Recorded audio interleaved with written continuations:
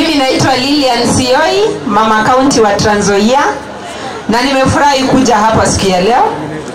Na nataka nipee pongezi kubwa sana Mheshimiwa Manduku kwa kufikiria walimu na kuandaa siku kama hii. Situmpigie makofi tafadhali. Hiyo ni kitu nzuri sana ambaye tumejifunza kwake, na I think hata sisi vile tunaenda nyumbani tunaenda kuhakikisha kwa tunafanya hivi. Nataka niongee kidogo kuhusu mambo ya Butere Girls. Jana ndio imekuwa trending mpaka leo. Na nataka niseme, najua sometimes tunataka kuongea communicate through kids, which is not good. Wacha tuwache politics for politicians, wacha tuweke watoto wakue kwa nini. The reason as why I'm saying this, Aya, okay, sawa sawa. So tuwache wafanye politics. Aya, sawa sawa. So mimi ninaongea kama mzazi. Na mimi kama mzazi niliona ya kuwa ikuwa kitu nzuri, kwa sababu tulikuwa tunaweka watoto wetu kwa kitu ambayo hawako ndani. We can pass our message even through university students. Bado wanaweza enda kufanya acting na watapass the message ile ambayo mungependa ikue passed.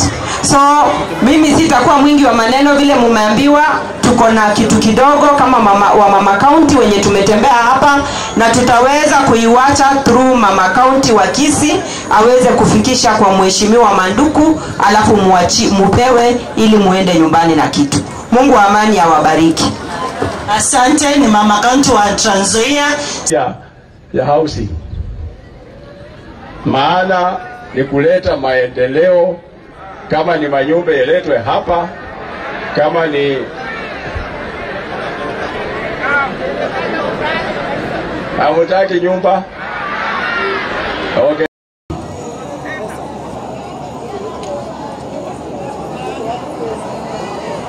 Sasa mgeni anafanywa hivyo. Mgeni afanyiwi hivyo. Mnanyamaza tu, mnasema mgeni huyu ameongea. Lakini wacha tumezee.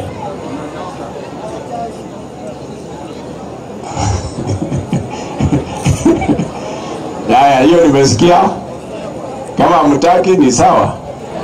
Hiyo ni uamuzi wenu. Hiyo ni kutaka kwenyu.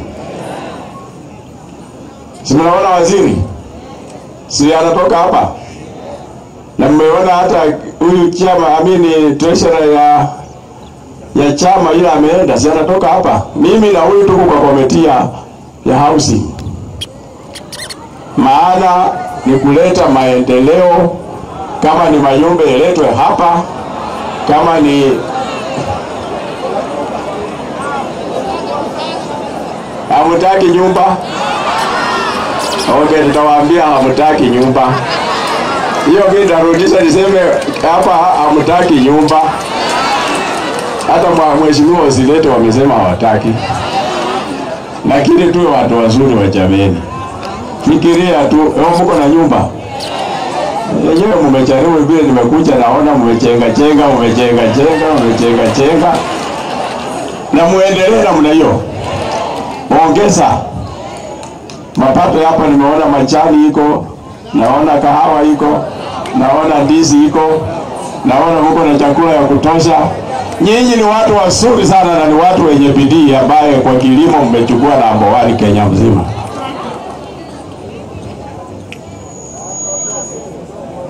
Haya, nipigie kwa mimi makofi vile nimeongea, hiyo ni kifungo.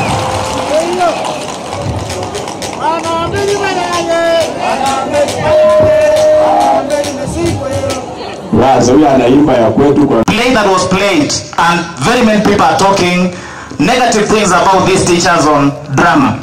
I'm a teacher of English, and therefore I participated in preparing students for drama. At no given point, teachers were training our learners on those plays. There is a course in university that is known as performing arts, where people get expertise to prepare plays. So the point should not be who prepares the play. The point should be that these students needed to be given an opportunity. It was an embarrassment. It was an embarrassment. And now, some members of parliament were talking about these teachers need to be fired, this principle need to be transferred. That is not the point. As a country, we have to accept to be corrected, period. And that is what those children were talking about.